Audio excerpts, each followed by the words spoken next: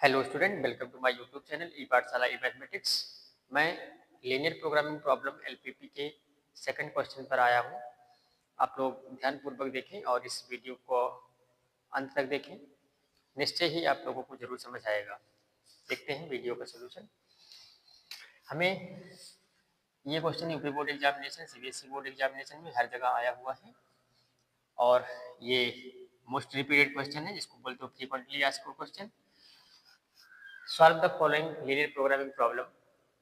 Graphically minimize z is equal to 200x plus 500y. Subject to the constraints x plus 2y is equal to 10 are greater than 10, and second constraint है 3x plus 4y is less than or equal to 24 and x is non negative, y is non negative. सबसे पहला काम क्या है, जितने भी constraints दिए रहेंगे उन लोगों को हमें सपोज कर लेना है वो इक्वेशन है। सॉल्यूशन में सबसे पहला काम यही करना है। क्या करना है? कंस्ट्रेंट्स को इक्वेशन सपोज कर लेना है। Suppose all the constraints are equations. अब अगर ये इक्वेशन हो गए तो हमें क्या मिला? x plus 2y equal to 10 और दूसरा इक्वेशन मिल जाएगा 3x plus 4y equal to 24। Non negative conditions मिल जाएंगे हमें x equal to 0 and y equal to 0। First equation को हम लोग रीराइट कर सकते हैं इंटरसेप्ट फॉर्म में, जो कि क्लास 10 में आप लोग पढ़े होंगे या 11 में पढ़े होंगे। इसको हम लिख सकते हैं x upon 10 plus y upon 5 is equal to 1। इस सेकंड लाइन को हम लिख सकते हैं x upon 8 plus y upon 6 is equal to 1। यहाँ से हमें 2 पॉइंट मिलेंगे बच्चों। 2 पॉइंट कौन कौन से? एक मिलेगा tan 0 मिलेगा, जो कि इंटरसेप्ट फॉर्म होता है x upon a plus y upon b equal to 1 में x एक्स पर इंटरसेप्ट जो होता है वो a0 होता है और y एक्स पर जो इंटरसेप्ट होता है वो 0b होता है।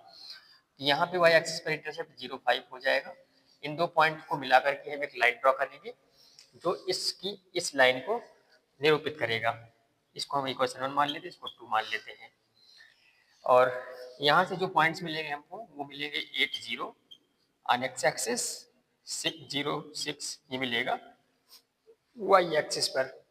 हमें क्या करना है, अब हमें एक प्रॉपर स्केल के थ्रू इस चारों पॉइंट को हमें ग्राफ कर लेना है और हमें एक प्रॉपर ग्राफ मिल जाएगा जिस मेथड से हम लोग इसको सॉल्व करेंगे।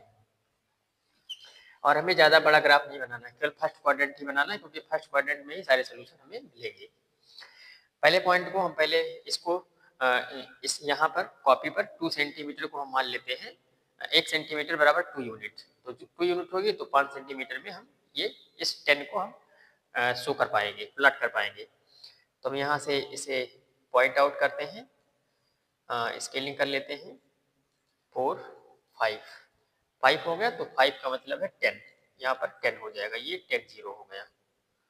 और हमें 8 0 भी करना है, तो ये हो जाएगा 8, ये हो जाएगा 8 0। ठीक, यहाँ पर भी हम प्लॉटिंग कर लेते हैं। यहाँ पर y एक्सिस पर मैक्सिमम प्लॉटिंग 6 है, तो हमें 3 तक काम चल जाएगा, 3 तक। और जो 5 होगा वो 2 और 3 के मिड पॉइंट पर होगा। इस पॉइंट का नाम है 0,5 और इस पॉइंट का नाम है 0,6। इन दोनों पॉइंट को मिलाना है, 10 0 एंड 0,5 को। 10 0 एंड 0,5 को मिलाएंगे तो हमें मिल जाएगा एक लाइन। ये हमें एक लाइन मिल गया, इस लाइन का नाम रहेगा 1, लाइन 1। इसके बाद हम किनको मिलाएंगे? 8 0 एंड 0,6 को मिलाएंगे। 8 0 एंड 0,6 को मिलाएंगे, हमको ये वाली लाइन मिल जाएगी और ये वाली लाइन का नाम है लाइन नंबर 2। अब क्या करना है, x equal to 0 y axis है और y equal to 0 x axis है, वो पहले से बन चुका है। This is x axis and this is y axis, this is origin. अब क्या करना है, रीजन हमें निर्धारित कर लेना है। रीजन डिटरमाइन करने के लिए क्या करना है, x पॉजिटिव है y पॉजिटिव है, इसका मतलब है कि x पॉजिटिव मतलब दाहिने साइड, y एक्सिस के दाहिने साइड का एरिया, और y पॉजिटिव मतलब है कि x एक्सिस के ऊपर का एरिया। तो कॉमन एरिया दोनों का फर्स्ट क्वाड्रेंट आएगा, फर्स्ट क्वाड्रेंट पूरा का पूरा। ओके, इसके बाद क्या है, ये दूसरी लाइन देखिए, पहली लाइन जो है ये इस लाइन के ऊपर की बात को बोला, मतलब 10 के ऊपर की। तो जो पहली लाइन है इसके ऊपर अगर बोल रहा है तो इसका मतलब है कि फर्स्ट क्वाड्रेंट में ये एरिया छूट जाएगा, ओरिजिन की तरफ छूट जाएगा। जब ग्रेटर देन रहेगा तो ओरिजिन की तरफ छूट जाएगा। जो पहली लाइन है ये बोल रहा है इस तरफ, अभी इस लाइन को भूल जाओ, ये ऊपर की तरफ बोल रहा है। और दूसरी लाइन की बात करें तो दूसरी लाइन के लिए एरिया या रीजन कैसे डिफाइन करेंगे, नीचे की तरफ बोल रहा है, और इस लाइन के नीचे जो एरिया रहेगा मतलब ये इधर बोल रहा है और ये इधर बोल रहा है। Y axis x greater than 0 इधर बोल रहा था। अब देखिए ये कॉमन रीजन मिल गया हमको, ये कॉमन रीजन हमें मिला। एक बार फिर से सिखा देते हैं। सबसे पहले x ग्रेटर देन 0 का मतलब है दाहिनी साइड, y ग्रेटर देन 0 का मतलब है अप साइड, ऊपर की साइड। पहला लाइन बोल रहा था x plus two y greater than 10 or equal to 10। तो x प्लस टू वाई जो है इस लाइन पे जितने भी पॉइंट रहेंगे, इस लाइन पे जितने भी पॉइंट रहेंगे उस पे x plus two y equal to 10 ही होगा, और उसके नीचे जितने पॉइंट रहेंगे उसका मतलब है x plus two y less than 10, और इसके ऊपर जितने पॉइंट रहेंगे उसका मतलब है x plus two y greater than 10। तो जब ग्रेटर देन 10 ऊपर की साइड रहेंगे तो ये ऊपर को एरो लगा दिए और यहाँ ऊपर की तरफ एरो लगा दिए। मतलब ये फर्स्ट क्वाड्रेंट का जो इतना पार्ट था जो कि इन दोनों इक्वेशन की वजह से थे, इन दोनों इक्वेशन की वजह से थे, अब उसमें से इतना पार्ट कट चुका है। ओके, अब जैसे ही ये दूसरा लाइन हमें मिला, दूसरा लाइन बोल रहा है कि नीचे की तरफ 3x plus 4y is equal to 20, इस लाइन के ऊपर सारे पॉइंट हैं, और जैसे ही उससे कम होगा तो हमें नीचे की तरफ जाना पड़ेगा, और नीचे की तरफ तो ये वाला पार्ट पहले से हट चुका था और नीचे की तरफ आ गया, तो इधर का जो पार्ट ये बता रहा था दूसरा लाइन के ऊपर की तरफ जाना है वो नीचे की तरफ बाउंड हो गया। अब बाउंड होते ही इसका नाम हो जाएगा बाउंडेड रीजन। इस पॉइंट का नाम हम रख देते हैं ए, और इस पॉइंट का नाम रख देते हैं बी, और इस पॉइंट का नाम रख देते हैं सी। यहाँ पर एक ट्रायंगुलर मिला, ट्रायंगुलर रीजन मिला जो कि बाउंडेड है, ट्रायंगल एक बाउंडेड होता है, और यहाँ पर हमें बाउंडेड सोल्यूशन मिलेगा, और बाउंडेड सोल्यूशन जो मिलेगा तो हम ऑप्टिमल सोल्यूशन निकाल सकते हैं।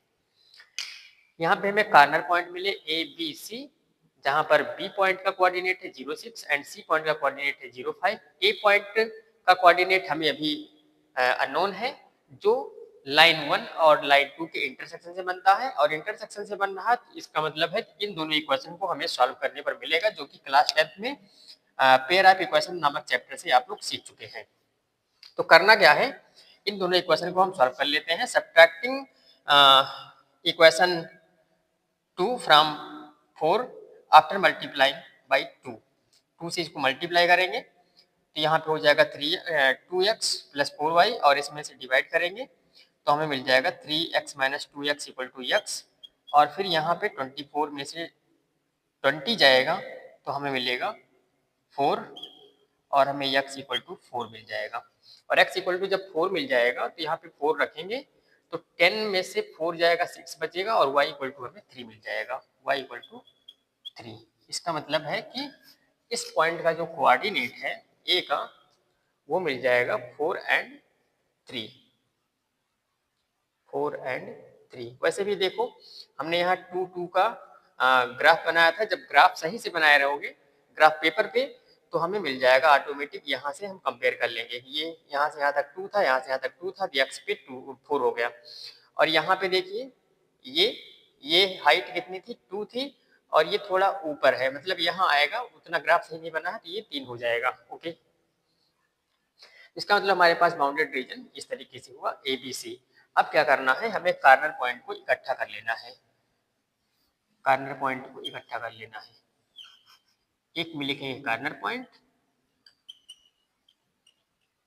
और दूसरे में लिखेंगे z equal to 200x plus 500y। अब क्या करना है, इन तीनों पॉइंट्स पर हमें कैलकुलेट कर लेना है जेड की वैल्यू। जहाँ पर जेड की वैल्यू ज़्यादा आएगी उसको बोलेंगे मैक्सिमम वैल्यू, और जिस पर जेड की वैल्यू कम आएगी उसको बोलेंगे मिनिमाइज वैल्यू। यहाँ पर हम सपोज कर लेते हैं कि ये रहेगा 06, 05 एंड 23, 43। इनको कोई निश्चित क्रम में नहीं रखना है, कोई स्पेशल ऑर्डर नहीं करना है कि पहले अब इसी पॉइंट को रखेंगे फिर उस पॉइंट को रखेंगे, कोई दिक्कत नहीं है। अब हमें यहाँ पर रखना है x इक्वल टू 0 रखेंगे, y इक्वल टू 6 रखेंगे, तो हमें मिलेगा जैसे ही y इक्वल टू 6 रखेंगे तो और y equal to x equal to 0 रखेंगे तो हमें मिलेगा z इक्वल टू 3000, और जैसे ही हम 5 रखेंगे y इक्वल टू हमें मिलेगा 2500, मतलब 2500। और जैसे हम 4 और 3 रखेंगे तो 4 रखेंगे तो यहाँ पे 800 मिल जाएगा, और 3 रखेंगे तो हमको यहाँ पर मिल जाएगा 3 5 जा 1500, तो 1500 एंड यहाँ मिलेगा 800, 15 एंड 8 2300 मिलेगा। और आप in these minimum value of z, this is 2300, this means that minimized value of our objective function is 2300। I hope आप लोग को समझ आ गया होगा। min z आंसर में लिखेंगे min z is equal to 2300, जो भी कुछ रहेगा, रुपया रहेगा, प्रॉफिट रहेगा, उसके सामने वो लिख देंगे, और हमें लिखेंगे कहाँ पर मिला है, तो x equal to 4 and y equal to 3 पर मिला है। This is your answer. Video समझ आया हो तो अपने दोस्तों के पास जरूर शेयर करें। दोस्तों को शेयर करने से अगर उनका लाभ होता है तो वो आपके साथ अगले क्लास में भी बने रहेंगे। धन्यवाद।